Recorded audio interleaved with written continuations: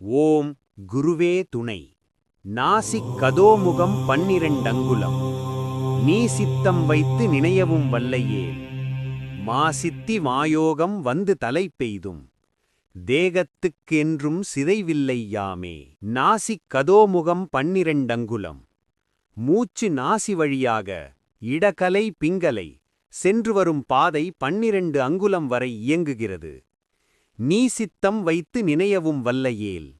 அந்த மூச்சின் இயக்கத்தில் மனதை உறுதியாக வைத்து நினைக்க வல்லவனாக இருந்தால், மனதை அலைக்கழிக்காமல் மூச்சின் ஓட்டத்தில் நிலைநிறுத்தி தியானிக்க வேண்டும். நீ சித்தம் என்பது அசையாத ஒருமுகமான மனநிலை. இதை அடையக்கூடியவன் யோகிக்கு உரியவன். மாசித்தி மாயோகம் வந்து தலை பெய்தும். அப்போது மாசற்ற சித்தியும் மாயோகம் எனும் உயர்நிலை யோக நிலையும் தானாக வந்து சேரும். மனமும் மூச்சும் ஒன்றாக இணைந்தால் மாசு அகந்தை ஆசை நீங்கும். சித்திகள் ஆன்மீக சக்திகள் தோன்றும்.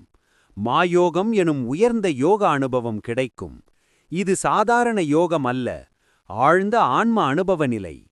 தேகத்துக்கென்றும் சிதைவில்லை யாமே. அத்தகைய யோகிக்கு உடலுக்கு சிதைவும் அழிவும் இல்லை. இங்கு உடல் சிதைவில்லை என்பது உடல் நோய்கள் முதிர்வு குறையும். பிராணசக்தி நிலை பெறும். உடலும் மனமும் நீண்டகாலம் நிலைநிறுத்தம் பெறும்.